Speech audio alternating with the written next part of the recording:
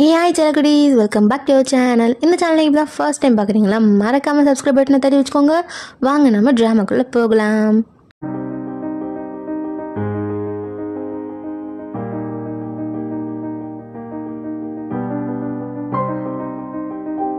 இன்றைக்கி நம்ம பார்க்க போகிறது ஒரு புதிய ட்ராமான்னு தான் சொல்லலாம். அதாவது ரிலீஸ் ஆகி ஒரு 2 எபிசோட் தான் வந்திருக்கு. அது என்ன ட்ராமானா வென் த ஸ்டார்ஸ் காசிப்ஸ். இந்த ஸ்டோரியோட ஒன்லைன் என்னன்னு பார்த்தீங்கன்னா, நிறைய பேர் ஸ்கூல்லேருந்து லவ் பண்ணலாம், இல்லை காலேஜ் போய் லவ் பண்ணலாம், இல்லை ஆஃபீஸில் போய் லவ் பண்ணலாம், இல்லை ஃபேஸ்புக் வாட்ஸ்அப் இந்த மாதிரி சோஷியல் மீடியாஸில் கூட லவ் பண்ணலாம். ஆனால் நம்ம தலைவர், அதாவது யார் லீமினோ இருக்கார்ல, அவர் ஸ்பேஸில் போய் லவ் பண்ண போகிறாருங்க. அதுதாங்க இந்த கதையோட ஒன்லைனே. அதாவது ஸ்பேஸ்க்கு ஒரு வேலையாக போகிறாரு, அங்கே கூட போகிறவர் மேலே இவருக்கு லவ் வருது போல். ஸோ அதுக்கப்புறம் அதை லவ் எப்படி கொண்டு போகிறாரு அப்படின்றது தான் இந்த கதையோட ஃபுல் ட்ராமா கூட சொல்லலாம். வாங்க நம்ம ட்ராமாக்குள்ளே போகலாம். ட்ராமாவோட ஸ்டார்டிங்லேயே October 25, 2024 கசகஸ்தான் அங்கே தான் காமிக்கிறாங்க. அதாவது இப்போ நம்ம இஸ்ரோ இருக்குல்ல, நம்ம ஒரு ராக்கெட் லான்ச் பண்ணால் PSLV ராக்கெட் அப்படின்னு சொல்லுவாங்கள்ல, அந்த மாதிரி இங்கே ஒரு ராக்கெட்டில் லான்ச் பண்ணுறாங்க. இந்த ராக்கெட்டில் 7 கோடி காசு கொடுத்து ஒரு ஆள் ட்ராவல் பண்ணுறாரு டூரிஸ்ட்டாக. அது நான் வேறு யாருமே இல்லை, நம்ம லீமினோ தான். அவரோட நேம் இந்த ட்ராமாவில் என்னென்னு பார்த்தீங்கன்னா, நம்ம ஹீரோவோட நேம் இதில் என்னென்னு பார்த்தீங்கன்னா கோங்யோங் தான் நம்ம ஹீரோவோட நேமே. அவன் இப்படி கிளம்புறான், எதுக்காக அவன் விண்வெளிக்கு போகிறான் அப்படின்றதெல்லாம் போக போக தான் வருது இப்போ ஒரு கதையாக. அவனும் அந்த இதில் ஏறுறான் ஸ்பேஸ் ஜெட்டில். அவனுக்கா ஐயோ கடவுளே, இது என்ன, இந்த பக்கம் போனோமா அந்த பக்கம் போனோமா தெரியலையே அப்படின்னு சொல்ல, எக்ஸ்கியூஸ் மீ, அது உன்னோட சீட் கிடையாது, பக்கத்தில் இருக்குது பார்த்தியா, அதுதான் உன்னோட சீட், அது கமாண்டோட சீட் அப்படின்னு சொல்லிட்டு ஒரு பொண்ணு காமிக்கிறாங்க. இந்த பொண்ணோட நேம் என்னன்னு பார்த்தீங்கன்னா ஈவ். ஓகேவா, இவன் ஒரு கமாண்டர், இவரும் ஒரு கமாண்டர். எதுக்கு இந்த சீட் எனக்கு கிடையாது அப்படின்னு சொல்ல, ஏப்பா நீ 70 மில்லியன் வான் கொடுத்து வர, ஸோ உனக்கு அந்த சீட் தான்ப்பா கரெக்டாக இருக்கும், இங்கே உட்காந்து நாங்கள்லாம் சிஸ்டம்லாம் செக் பண்ணணும்ப்பா அப்படின்னு சொல்ல, அங்கே இருக்க அந்த கேப்டனும் வராரு. அவர் ஒரு இங்கிலீஷ்காரன். இந்த ராக்கெட்டோட நேம் என்னன்னு பார்த்தீங்கன்னா GO-10. அப்புறம் எல்லாமே கிளம்புறதுக்கு ரெடியாக இருக்குது, எல்லாருமே ஓகேவா அப்படின்னு சொல்ல, நம்ம ஹீரோ அல்லு குழங்குது, பயத்தில் நடுங்கிட்டு உட்காந்துட்டு இருக்கான். ஐயோ கடவுளே, சாமி அப்படின்ட்டு. இங்கே ஒருத்தர் காமிக்கிறாங்க, அது ஒரு பெரிய இது மாதிரி இருக்குது.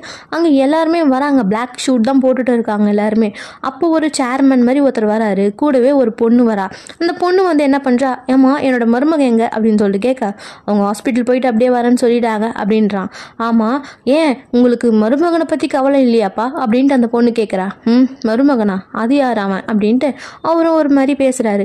அவன் இன்னும் என் மருமகன் கிடையாது, ஓகேவா, யார் சொன்னா எனக்கு மருமகன் இருக்கான்ட்டு அப்படின்னு கேட்க, அப்பா உங்களுக்காக உங்கள் இதுக்காக அவன் ரிஸ்க் எடுத்துட்டு ஸ்பேஸ்க்கே அவன் போகிறான்ப்பா, அப்போ உங்கள் மருமக இல்லாமல் வேற என்ன அப்படின்னு சொல்லிட்டு காண்டாகி இவ போகிறா. இவ பேர் சாய். இவ தான் ஹீரோயினாக இருப்பாளோன்னு ஒரு டவுட் இருக்கும். பட் நம்ம போக போக தான் கதையே தெரியும். இவ தான் நம்ம ஹீரோவோட லவ்வர். இப்போதைக்கு G-10 லான்ச் ஆக ரெடியாக இருக்குது அப்படின்னு சொல்லிட்டு அங்கே ஒரு 3 பேர் செம்ம சீரியஸாக பார்த்துட்டு இருக்காங்க. நியூஸில் எல்லாருமே ஒவ்வொரு சேனலில் ஒவ்வொன்று சொல்லுவேன்னு அந்த மாதிரி சொல்லிட்டு இருக்க, அப்பா நான் அங்கேயாவது போயிருப்பேன்ப்பா, அவனுக்காவது நான் கூட இருப்பேன், அவன் அங்கே போகிற வரைக்கும் சேஃபாக இருக்கான்னு எனக்கு எப்படிப்பா தெரியும், அவனை விட்டுட்டு நீங்கள் எங்கே கூட்டிகிட்டு வரீங்க அப்படின்னு கேட்க, உனக்கு உன் அண்ணன் தான் முதல்ல முக்கியம் சரியா அப்படின்றாங்க. அண்ணன் என்னன்னு பார்த்தா, அண்ணன் இறந்து போய் அவனுக்கு ஃபனரல் நடத்துகிறாங்க. அந்த ஃபனரலில் அவங்க மருமகளும் கூட வந்துட்டா. அவள் என்ன சொல்கிறான்னா, அப்பா என்னோட எக், அதாவது கருமுட்டை இருக்குது பார்த்தீங்களா, அது எல்லாமே நல்லபடியாக அந்த ராக்கெட் உள்ளே போயிடுச்சுப்பா அப்படின்னு சொல்கிறா. அங்கே என்ன நடக்குதுன்னு நம்மளுக்கு புரியல. ஆக்சுவலாக அவங்க ஹஸ்பண்ட் எப்படி இறந்துருப்பான்னா, ஒரு கன்ஸ்ட்ரக்ஷன் சைட்டில் ஏதோ ஒரு இதுவாகும், அப்போது ஒரு ஆளை காப்பாற்றுறதுக்கு இவர் போய் குறுக்க விழுந்துட்டு இருப்பார். அதனால் இவர் இறந்துட்டு இருப்பார். ஸோ இவங்களுக்கு ஒரு பையன் வேணும் அப்படின்றதுனால அவரோட ஸ்போமையும் இவங்களோட கருமுட்டையும் விண்வெளிக்கு அனுப்பி ஆராய்ச்சி பண்ணுறாங்க. அதுக்கு எதுக்கு விண்வெளிக்கு அனுப்புகிறாங்கன்னு நம்மளுக்கு போக போக தான் தெரியும். அதை கொண்டு போக தான் நம்ம ஹீரோ ஸ்பேஸ்க்கு டூரிஸ்டாக போயிட்டுருக்கான். இங்கே ஒரு 3 லேடிஸு காமிக்கிறாங்க, கோயங்கோட அம்மாக்கள், அதாவது ஆன்டிஸ் அப்படின்னு சொல்லலாம். இங்கே நம்ம இவனை தான் காமிக்கிறாங்க. கோயங்க ஸ்பேஸில் இருக்கான். அவங்க வெளியே இருக்கவங்க ஒரு சாங் சொல்லுங்கள், அந்த சாங் ப்ளே பண்ணிட்ட பிறகு நம்ம லான்ச் பண்ணலாம் அப்படின்னு கேட்க, சாங்கா எனக்கு இன்னும் தெரியலையே, இன்னத்துக்கு எதுக்கு சாங்லாம் கேட்குறாங்க அப்படின்னு கேட்க, ஆஸ்ட்ரோநாட்ஸ் எல்லாருக்குமே கொஞ்சம் பதட்டமாக இருந்தால் சாங் போட்டால் தான் அவங்கள லான்ச் பண்ண முடியும், நீ சாங் சொல்லணும்னா நம்மளால் லான்ச் ஆக முடியாதுரா அப்படின்னு சொல்லிட்டு இருக்கான். அவன் பயத்தில் எதோ சொல்லிட்டு இருக்கான். சரி ஓகே நீங்கள் ஸ்டார்ட் பண்ணுங்க அப்படின்னு சொல்லவே அவங்களாம் ஸ்டார்ட் பண்ணுறாங்க. கவுண்டவுனும் போகுது. ஐயோ கவுண்டவுன் இல்லையா அப்படின்னு சொல்ல, இங்கே அந்த 3 பேர் இருக்காங்கல்ல அம்மாக்கள், ஐயோ சீக்கிரம் கடவுளே லான்ச் ஆகுது, போக போகிறோம் 1 2 3 அப்படின்னு சொல்லிட்டு லான்ச் ஆகுது. ஃபர்ஸ்ட் ஸ்டேஜ் போகுது, செகண்ட் ஸ்டேஜ் போகுது, தேர்ட் ஸ்டேஜ் போய் இந்த ராக்கெட்டே பறக்க ஆரம்பிச்சிருச்சு. நல்லா பளிச்சுன்னு தெரியுது எல்லாருக்குமே. அப்போ தான் வானிலையில் ஏதோ ஒரு மாற்றமாகி இடி இடிக்க போகுது. ஸோ ஓகேவா, அந்த இடி வந்து ராக்கெட்டில் இடிக்குமா, அது நியூஸில் எல்லாருமே கவர் ஆகும். இடி டங்கு நாலா பக்கமும் ராக்கெட்டை சூழ்ந்து அடிக்க அந்த 3 பேருமே கோயாங் கோயாங் அப்படின்னு கத்துறாங்க. ஹீரோயினோட அப்பாவும் நியூஸில் பார்த்துட்டு ஒரு மாதிரி ஷாக் ஆகுறாங்க. என்னாச்சு ஏதாச்சு தெரியலையே அப்படின்ட்டு மேகத்தை மேலே தாண்டி வருமான்னு பார்க்க கரெக்டாக மேகத்து மேலேருந்து செம்மையாக ஒரு ராக்கெட் பறக்கும் இடிங்களோடவே. அதுக்கப்புறம் அந்த இடி தொலைலாம் இருக்காது, இவங்களும் பூமியை விட்டு தூரம் வந்துருவாங்க. அப்பா இந்த இடி பாரு, இந்த பூமி பாரு நம்மளை எப்படி அனுப்புது அதை விட்டு அப்படின்னு சொல்லிட்டு எல்லாருமே பேசிட்டு இருக்கேன். இங்கே ஒரு குரூப் டீமாக ஒன்று இருக்குது. இவங்கள வந்து நிறைய பேர் இருப்பாங்க குரூப்பாக. அதில் டீம் லீட் ஒருத்தி இருப்பா, கருப்பு கலர் ட்ரெஸ் போட்டு. இன்னொருத்த வந்து ஈயோட பாய் ஃப்ரெண்ட் மாதிரி. அங்கே 2 பேர் உட்காந்துட்டு இருப்பாங்க பொண்ணுங்க. அந்த 2 பொண்ணுங்களில் ஒரு பொண்ணோட தங்கச்சி வந்து மேலே ஸ்பேஸ் ஸ்டேஷன்லேயே ஒர்க் பண்ணிகிட்டு இருக்கா. இதுதான் இப்போதைக்கு கிடைச்ச இன்ட்ரோலாம். அதுக்கப்புறம் எல்லாம் ஜாலியாக போயிட்டுருக்காங்க. மேலேயும் போயாச்சு. செம்மையாக வந்து அந்த ராக்கெட் வந்து பாட்டாக கழுண்டு வந்துட்டே இருக்குது. எல்லாம் ஓகேவா அப்படின்னு சொல்லி கேட்க ஓகே அப்படின்னு நம்ம கோயாங் சொல்கிறான். ஐயோ என் வயிற்றெல்லாம் கலக்குதே அப்படின்னு சொல்ல, தயவு செஞ்சு அட்ஜஸ்ட் பண்ணிக்கடா, வாந்தி ஏந்தி எடுத்துகிட்டு போகிற அப்படின்ட்டு நம்ம இவங்களும் சொல்கிறாங்க. அதுக்கப்புறம் ஸ்பீட் எடுக்குது ராக்கெட்.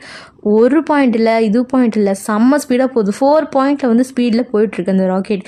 எல்லாமே அதிருது. அதுக்கப்புறம் ஒரு பாட்டம் கழுண்டு போக 3rd பார்ட்டி இன்ஜினுமே கழுந்துடுச்சு. அதுக்கப்புறம் G10 வந்து செம்மையாக செப்பரேட் ஆகி மெதுவாக மிதக்க ஆரம்பிச்சிடுச்சு. அங்கே கிராவிட்டி எதுவுமே இல்லை, செம்மையாக இருக்குது. மாஸ்கெல்லாம் கழட்டுறாங்க. மாஸ்க்கை கழட்டிட்டு ஹீரோவும் வேடிக்கை பார்த்துட்டு இருக்கான். அப்போது ஈவி வச்சுட்டு இந்த துப்பாக்கி வந்து நம்ம ஹீரோ முன்னாடி வந்து ஃப்ளோட் ஆகுது. ஆமாம், இது எதுக்கு வந்து ஏன் முன்னாடி ஃப்ளோட் ஆகுது அப்படின்னு சொல்லிட்டு அவன் கேட்க, எப்பா சாமி இருடா அப்படின்ட்டு ஈவி வந்து துப்பாக்கியை எடுத்துக்கிறாங்க. ஹீரோவும் ஜன்னல் வழியாக வேடிக்கை பார்த்துட்டு இருக்கான். அதாவது நம்ம எல்லாருமே ஜன்னல் வழியாக மரத்தை தான் வேடிக்கை பார்ப்போம். பட் நம்ம ஹீரோ எங்கே பூமியவே வேடிக்கை பார்க்குறான் ஜன்னல் வழியாக.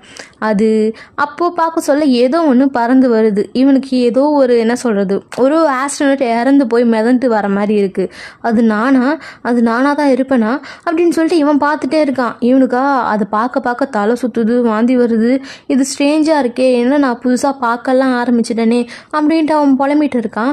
அது உன்னோட ஆலிஷினேஷனாக கூட இருக்கலாம்டா அப்படின்ட்டு ஈவு கமாண்டர் எல்லாம் சொல்லிட்டு இருக்காங்க. பட் அது நிஜமாலே ஒரு ஆஸ்ட்ரோனட்டோட உருவம் மாதிரி தான் நம்மளுக்கே தெரியுது. அவனுக்கு அதை சுற்றி ஐயோ அப்படின்னு சொல்லிட்டு செம்ம வாந்தியே வந்துடுச்சு.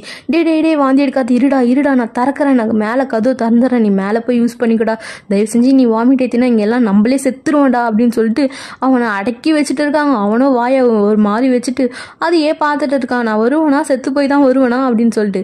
அது ஜூம் ஆக நம்ம ஹீரோட ஃபேஸ் மாதிரியே அவனுக்கு தெரியுது அந்த ஆஸ்ட்ரோனட் உள்ளே இருக்கிறது. அப்போ அவன் பார்க்க அந்த ஆஸ்ட்ரோனட்டோட கை வந்து உடஞ்சி தானாக பறந்து போகிற மாதிரி இருக்குது. அங்கே மேலே டோரை ஓப்பன் பண்ணுறதுக்குள்ளே நம்ம ஹீரோ வாந்தி எடுத்துட்டாரு. அது எல்லாமே மேலே ஃப்ளோட் ஆகிட்டே இருக்குது. என்னோட வாழ்க்கை எல்லாமே சின்னதாகவும் இருக்கும், என் கண்ணு முன்னாடி வந்து போச்சு அப்படின்னு சொல்லிட்டு நம்ம ஹீரோட வாய்ஸில் இப்போ காமிக்கிறாங்க. அது என்ன காமிக்கிறாங்க அப்படின்னு சொல்லிட்டு நம்ம நெக்ஸ்ட் பார்ட்டில் பார்க்கலாம். இந்த பாட்டை இப்போ பார்த்து என்ஜாய் பண்ணுங்க. நெக்ஸ்ட் பார்ட் நான் சீக்கிரமாகவே போட்டுடுறேன். டாடா பாய்.